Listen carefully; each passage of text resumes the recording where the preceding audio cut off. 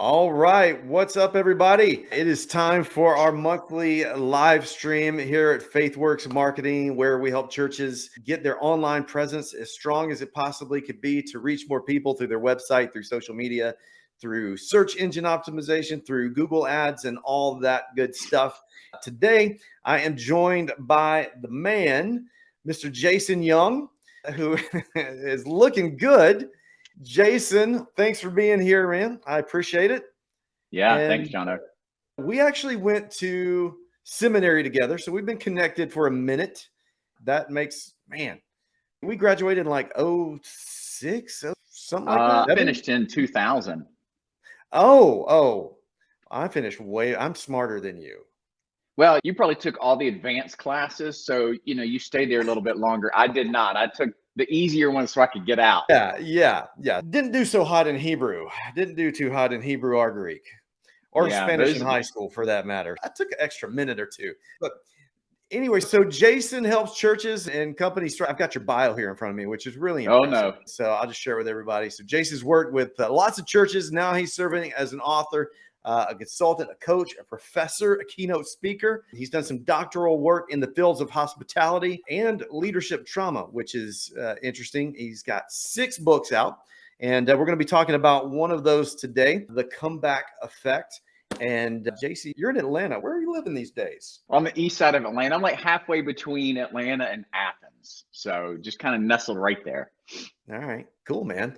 Well, dude, thanks again for joining us. We're streaming out here to literally dozens and dozens of people. So anyway, man, this stuff is good. I love this. And what I wanted our audience to get out of today is just, I think we've all got to be reminded to remember what it's like to be the new person. I think that it's so easy to forget. I used to beat this drum when I was a youth pastor and a family pastor. I just reminded everybody, like, look, it is so easy to forget. You guys have been coming to this church for 10 years and you have forgotten what it's like to be the new kid, and you forgot what it's like to have to come in and not know anyone. So you're like reading the posters on the wall just to not feel awkward.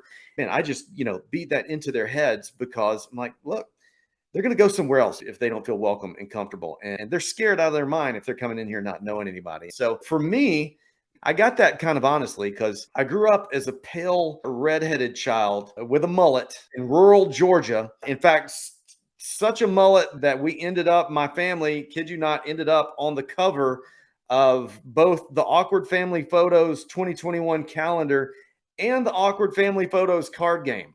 That's how big my mullet game was in the 80s.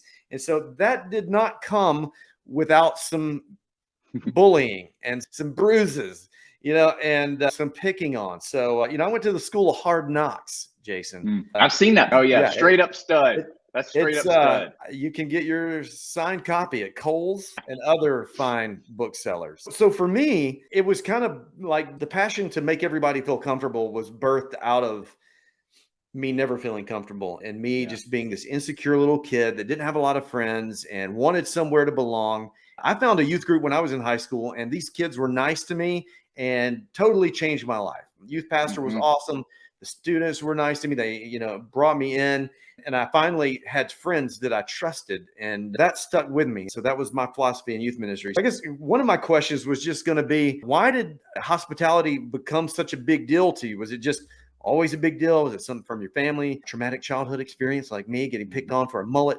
Where did this come from, man? So I didn't realize my mom works in medicine and my dad has been in the automotive industry, and in their own way, they've always prioritized people. So one of the things I picked up, I didn't realize it over the years and into adulthood, was the way that they spoke about patients, guests, customers, was with this care and with this priority. And I guess I just picked up on it. So that's one piece. The other piece, I've always kind of had this, I don't know, affinity is not a good word. Always kind of had this bent to paying attention to experiences. I didn't know what I was doing at the time. I was just very observant, taking it all in, formulating opinions. Well, then kind of going into the church world, I began to factor those into, student ministries where I started. And then, I started getting more responsibilities. And then eventually I got a role that was dedicated to creating experiences, at a campus for 15,000. And, And it just began to kind of snowball. And the more I did it, the more I realized how impactful it is. And to your point, the more comfortable we make people feel, the more likely they are to come back, which brings up an interesting thought. And you said this earlier. Sometimes, if we're not careful, in our attempt to make people feel uncomfortable, because it's how we define being comfortable, we actually make them feel uncomfortable. So the word comfort, it's not up to me to decide what makes them feel comfortable. It is up to me to pay attention to what makes them feel comfortable and then adjust. So that's one thing. The second thing is, on the comfort level, I think the further away we get from the first time we experience something, the more numb and immune and familiar we can be to that. It's like last night, there's a kid in our neighborhood, and where my son goes to school, this kid is starting. So it's his first day, first time at the school.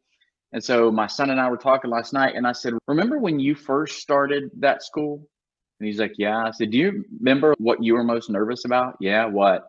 The friend part. What will people think? Kind of da da da. I said, "Well, that's what he's thinking."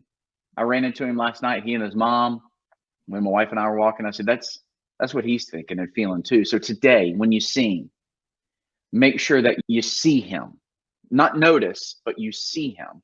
You speak to him. You invite him to sit with you at lunch. I'm not asking you to be BFFs, but what I'm Yeah. asking you to do is to just that initial, because guess what? Not only will he appreciate it, but his mom, who's very nervous and anxious, will also appreciate it. We have to pay attention to how people feel. And sometimes what we prioritize is how we feel or how we think they feel versus truly understanding how they feel. So all of kind of my parents and experience kind of brings me up to current day of like, that's kind of how I got here and how I still think and feel about it, if that makes any sense. That makes perfect sense. And that's good, man. You hit on something that I kind of highlighted in the book, and I was going to get to it, but you mentioned it. So we'll go ahead and I want to go ahead and ask you about it because I just thought it was really good. It's in the chapter talking about knowing the guest. This is something that I've never heard anybody talk on except you. I just think this is great because it's been something that's always been in my head because churches tend to, when they're developing a greeter team, and given not every church has a pastor of hospitality, we get that, and so at larger churches, we see how it can be a little bit, better and easier because there may be a staff person that's their only job. But still, in churches that don't have that position, they tend to just look for smiley, happy, outgoing people. And a lot of times, maybe even to the level of like obnoxious, and think they're outgoing and smile and loud and hug. They'd be a great greeter. Let's put them at the front door. That's really cool for the other 7 people that have that same personality. But then you got people like me. I don't want a hug. I noticed that a lot of greeters who were just thrown there because they're outgoing and they're charismatic either don't have the ability or haven't been trained to pick up and read the cues of the person that they're greeting or talking to. And I think they end up making a lot of people uncomfortable. And Yeah. you talk about preparing for the different types of guests and that not everybody wants a hug. And so what do you do though? What does the pastor do? What does the church leader do? He's got a hard time getting volunteers anyway. He certainly doesn't Yeah. have the time to do a psychological profile on every greeter and figure out, you'd be better at the coffee bar. So what do you do? What advice do you have for them? So a couple things. One, you mentioned not everybody's going to have this, hospitality pastor, first impressions, guest experience director, whatever the title may be. I've heard churches say that. And here's the thing about it. You can't use it as an excuse, because really for hospitality to be effective, it has to be culture wide. If the pastor doesn't care about it, but you expect this one department to care about it and for it to be pervasive, it's not going to work. And so it has to be like staff wide. It has to be, senior pastor. I'm not saying it has to be your number one thing, but it has to be a priority for you. And you have to talk about it and staff it and resource it and to the very best that you can. That's one thing. The second thing is churches aren't notorious for focusing on a person. We are notorious for focusing on every single person that we just want them to come here and then we treat them all the same. Well, what we learn in the business world is when you have a target market, or when you have a particular area, we're the church and we're about Jesus and it's for everybody. And while that may be true, Jesus is for everybody. Your church is not. And there's going to be some people that feel like, you know what, this is for me. I remember one time we attended a church and like some great things about it. And then when we realized, okay, this isn't the place for us, and so we found another place that was more for us. And so sometimes just the way it is. So you have to, one, hospitality, it's about the culture. Two, you have to make sure that you understand the guests that are coming in. Like, I talk about this phrase psychographic, and businesses use this. In fact, there's a church out west in Arizona that does this really, really well. They make decisions through the filter of our primary target. Well, sometimes it rubs people the wrong way because it's like, well, you're alienating people, and they're not.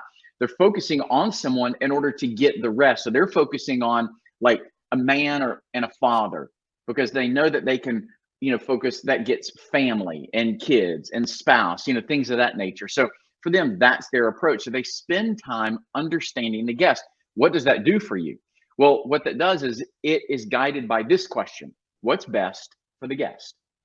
Not what's best for that volunteer, not what's best for that team, like what's best for the guest. And so when you ask that question, then you can staff these moments that you illustrated earlier accordingly. For example, one time I was secret shopping. They asked me, they wanted me to evaluate this church. I pulled up into the guest parking, which I rarely do. And no sooner had I opened my door, there was a volunteer standing there. And it was like, whoa, bro, like simmer down. This is a little bit much. It's like helping you unbuckle your seatbelt. It helped me tuck my shirt in. It was weird. No, I'm just kidding. I'm being dramatic. But it was a little much. And as excited as that person was, and I appreciate that, it's not what made me feel comfortable. And so I think it is helping to think through, like, well, what do we need to do? How do we throttle? And just because somebody is outgoing doesn't mean they need to be the first face. Or if they're outgoing, this is where training and development is helpful. For me, training is in the first 90 days and development, it begins day 91. And so we have to begin to ask ourselves, like, I don't want to hug everybody. I don't want to shake. Just think, when that volunteer shakes my hand, all I can think about is the 699 other hands you just shook, and then you shook mine. But for some churches, that's attention, because it's like, wow, we want them to feel welcome. What does that even mean? Does a handshake equal welcome? Does a hug equal welcome? What about like words, eye contact, body language, not talking to another volunteer? Like those things communicate welcome too, but we don't seem to focus on those as much. So does that make sense? Yeah, that's good. So that's one of the other things that I thought was just really good. This goes along with what you were saying about culture, that you've got to create a culture. It's not just having a hospitality team or a hospitality department. You've got to create that culture. And you had said in the book, like you gave an example of a church, and the quote in there that just stuck out to me, it was just kind of a short little simple sentence, but it almost made me giggle, because it said, the church thought they were welcoming. And I'm like, yeah, what church doesn't think they're welcoming, honestly? And I've been, I've guest spoke at some churches. I've served at some churches. I remember one of the first churches I served at, I remember somebody standing up. And of course, I was a young smart mouth then, and saying, we just have the most loving, welcoming church. And I'd be like, what church are you talking about? Because no, we're not. No one feels comfortable. People have been nice and welcoming to you, but you've been going here 100 years. The people who show up feel kind of stared at and don't feel like they fit in. But I don't know of any church who would be like, yeah, we're pretty rude. We just don't care. So how do you create the culture? How do you convince? I mean, do you have to convince the church? Maybe it's unnecessary, but does the church need to realize that they're really not that welcoming before they can start to become welcoming? I think sometimes we complicate this. And think about places that, if you're watching or listening today, like you like to shop at places that make you feel comfortable, that make you feel comfortable in a way that make you feel comfortable, not them, right? And so what does that look like? And I think in the church, when we think culturally, first of all, the pastor and the pastoral staff have to care and actually have to be hospitable to each other and to the staff. And so if you're not doing that internally, then you can forget it being sustained externally. You may get a few bumps, but you're not going to sustain a remarkable experience. So that's one thing. Like, there has to be a care. And sometimes I've realized some churches think it's a DNA value, but it's really an aspirational value. We want to be a caring place. We're not currently a caring place, even though we think we are. So sometimes it's just putting it on the radar. Sometimes it's a priority thing, but it's got to be practiced on the pastoral staff level, and then it has to be demonstrated in front of and to volunteers. The guest experience is simply an overflow of the volunteer experience. So if you're trying to get a great guest experience without a great volunteer experience, you're going to struggle, because great Yeah. volunteer experience is simply flowing over and the guest experience what they experience with you, right? Or the volunteers overflow and the guest experience is what the volunteers experience. So it's kind of this cascading effect. It takes time, but it takes intentionality. And I write in there, intentionality is rarely convenient, but it's always meaningful to the other person, right? And so this is work that matters. And so, you have to think, all right, what does it look like for us to be hospitable to each other? What does it look like for us to demonstrate hospitality to our volunteers? What does it look like for us to demonstrate hospitality to a guest? Here's what I'll say, and some people disagree with this, totally fine. The volunteer experience is more important than the guest experience. A lot of churches I work with, they hire me to help with the guest experience. And in our exploration, we discover the volunteer experience is not very good, and they are absolutely connected at the root. So culturally, the pastor, the pastoral staff, the staff have to care, and they have to demonstrate this to each other. They have to then demonstrate it to their volunteers, who then demonstrate it to the guest. And it takes time, but it requires intentionality. That's good. I would agree, because it's going to trickle down from the top. I think you even mentioned that it's got to start at the top. And of course, most all of my experiences in youth ministry, but I think about different teenagers over the years who have gone off to serve at different summer camps. They've gone to be leaders at different summer camps. And when you ask them how it's going, the ones that there's been some that are in these situations where they're getting them up at 5, they're just working them, and it's fine for them to work hard, but these kids are exhausted, and they're not treated like, they're just not really loved and encouraged. They're just treated like workers, and that's all they are. Then you ask them about camp, and that's all they talk about is just how miserable they are and how, hungry they're not getting enough food, they're not getting enough sleep. And there's no way that those teenagers are ministering during the day to their small groups. I mean, that stuff's pouring out. But then I know some other teenagers, they're off at some camps that I know those leaders, they have, a pastoral counselor on staff that's pouring into those other staffers and to their volunteers. And, you ask them about, hey, how's it going? And they start telling you how awesome the worship is, how they're connecting with these students and stuff. And it's just night and day. And yeah, it totally began with how they're being treated at the top. And so what about these situations where the pastor doesn't necessarily, he's not a hospitable guy? This isn't important to him. It obviously needs to become important to them. So how does this change? They got to hire someone like you? Does the Lord just have to wake it up in their heart? Or can somebody else read this book and step in? Could a mid-level staff person lead the charge if the pastor's not on board? Yeah. It'll never reach the apex without the pastor being engaged in it. However, it doesn't mean it can't still be impactful at your church. So if a staffer picks it up and staffer decides, hey, in my area, this is what we're going to do. In fact, I'm talking to one staffer right now, and this is a little bit of the challenge that the senior leadership, they got other things to do. And so we're focusing on his particular area to make it a great example of what a volunteer experience and a guest experience should look like. And then engage other staffers along the way. So it's a slow go, but it's the best strategy versus, well, if you're not going to do it, then we're not going to do it. So instead of just throwing it out, you find and work where you can. I know it could feel discouraging if it's important to you, but it's not important to your pastor or your senior leadership team.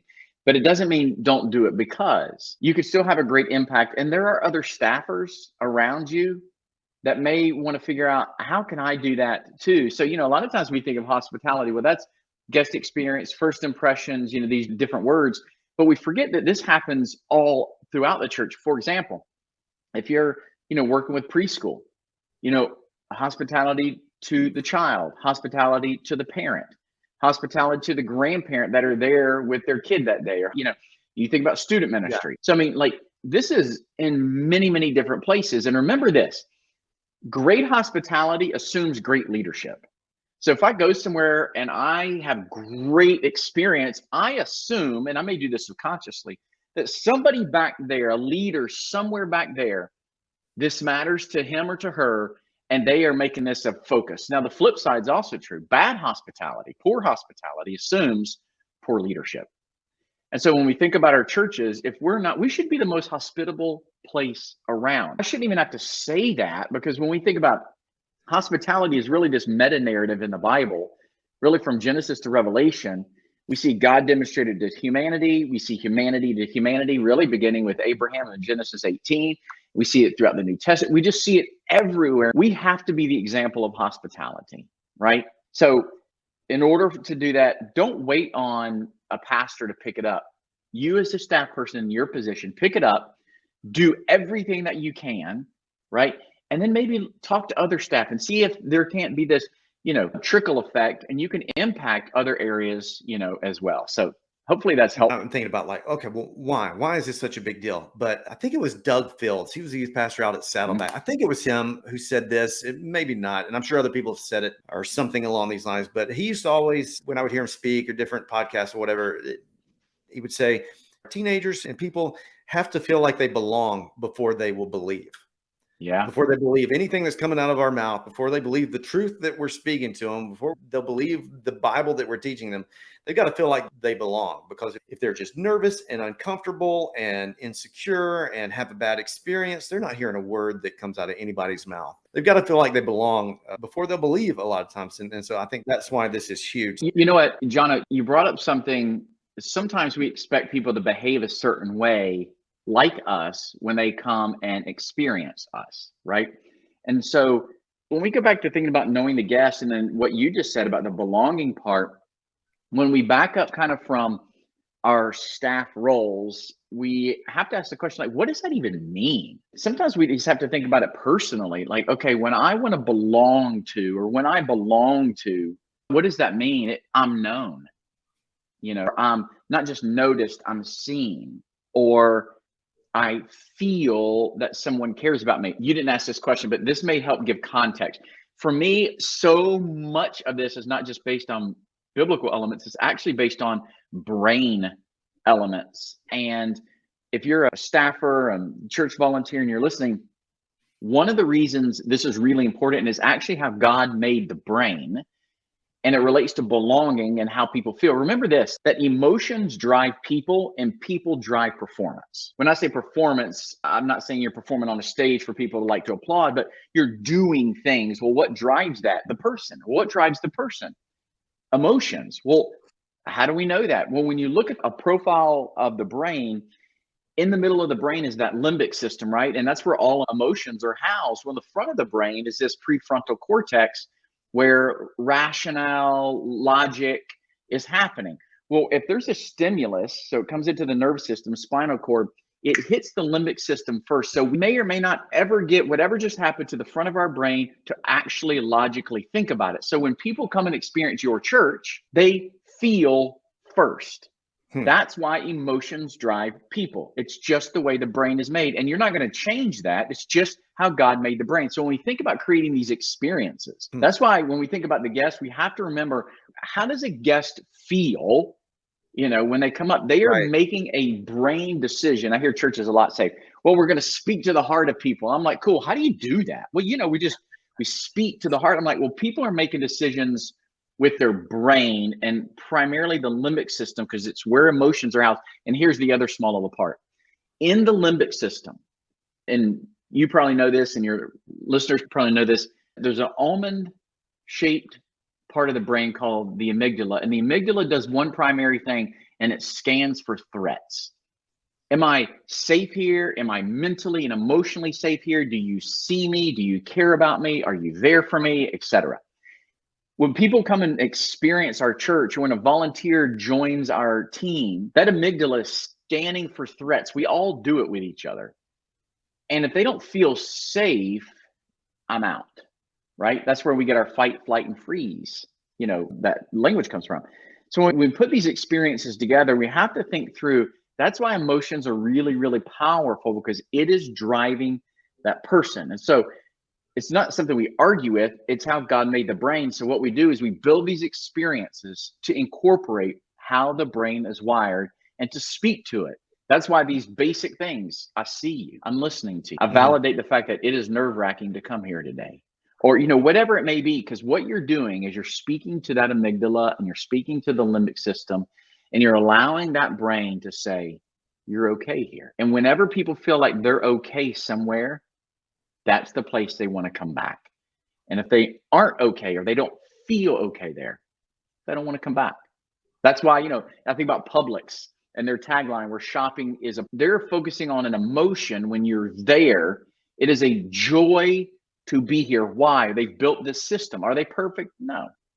But they built this system to try to figure out, how do we help people feel when they're here? They have feelings already, but how do we tap into that and highlight the fact that we see it and we're focused on? So, what are some of the things, big and small, that you've done or that you've seen others do well that you think are major contributing factors? And, big stuff could be music or whatever, and even down to Yeah. little stuff like you mentioned in the books. There's a couple times in here you talk about mints. You talk about mints a lot. Mints are obviously very important, but I thought it was interesting because you switched the mint flavor and you guys started going through, exponentially more mints than you had been going through. And so anyway, I thought that was really cool. Well, one, we talked about the biggest pieces, the cultural element. That takes time, effort. I just want to say that is huge. But there are a lot of other little things, like, for example, what are the scenes or the moments that a guest passes through at your church? And so figuring that out answers a couple questions. One, where do I need to place volunteers? Two, what type of volunteer do I need to place in that particular area? Funny, when you do these kind of exercises, you might realize I don't need as many volunteers, and to put different volunteers in those particular places than I thought. And three, it really allows the guest to, like, you have built something for me. So I think that's one thing. Like, what are all the little moments in the guest experience, kind of like in and out, street to seat and seat to street, right? That's important. And then that doesn't even include the web and social, all that world. Placing people appropriately, the types of people, how you train them. There are some peculiar volunteers. Let's just get that out of the way. And so you have to kind of work with that and work around that. And it's like, oh, I feel the Lord calling you to be in the basement where one person comes in the week, I feel like the Lord's just doing that. So I think that's a thing. I think you demonstrating all of this to the volunteer and really making sure that the volunteer experience is absolutely remarkable. So if you want them to feel seen and cared for and valued, validated, you cannot expect them to replicate what they don't experience with you. They literally do what they experience with you. The other thing is just constantly celebrating when you see something good happen. Man, I saw Jono, I saw him take a guest and walk them from, here to, what that does? That removes a feeling that the guest might have to feel nervous and anxious because they don't know where they're going. You remove that feeling and you replaced it with, I got you. And you know what? That's why we're here. So it's paying attention and celebrating those things, because people go, oh, that's what we're supposed to do? Like, I can do that. Versus you telling people, there's kind of that thing. So those would just be, super quick things, and working with churches, I see some do it really, really well. And I see some do it poorly. Maybe the other thing I'll add, and then I'll be quiet, is sometimes we live hurried moments, and a guest just assume that their life is hurried. What if you were the volunteer, the staffer, that in the one moment in the week, you gave them the gift of an unhurried moment? Now, that creates a feeling in somebody that people want to come back and experience again, because you gave them calm and you gave them an unhurried moment that they hadn't had all week in their hurried lives. And so that could be really powerful. Again, it's speaking to the mind, that emotion part of the brain to say, hey, I got you. I'm here for you. That's good stuff. That's a lot to think about. I wish I'd had this book at the beginning of my youth ministry days, but man, I'm glad it's here now. If you haven't read this book, everybody, you need to get this book. We'll post a link to the Amazon along with Jason's other books. There's the Comeback Culture, which is for business and organization leaders. So if you're not a church leader, that one may be a better fit for you. But man, this has been great. There's a lot of good stuff in that we've said that you've said that I think our audience can totally take back and put into place and evaluate. I think every church should hire the secret shopper thing. That's a great idea. In fact, I would love to be a secret shopper at a church. Mm. I'm super critical and cynical. That'd be right up my alley. Yeah, it is But fun. I'll say this, John, on the book side of things, I'm not good at like promoting books. We've talked about the guest experience and the volunteer experience. There's a book I have called The Volunteer Effect. I actually pitched the kind of title to go along with this as a joke to the publisher, and they're like, that's it. And I'm like, oh, okay, that was kind of a joke. But the now I comeback have is to for write the it. guest experience, and the volunteer effect is for the volunteer experience. So if you're trying to Mm, figure out how to do both of those, there's a book, a plan to help you with them. sweet. Well, I need to read that and then get you back on here to talk about that one. I'm Do excited it. about that, man. Let's do it. All right. Well, man, thank you so much for being with me today. Thanks everybody who's watched on YouTube and Twitter and wherever else, Facebook, Instagram, the podcast. Thanks everybody for being here.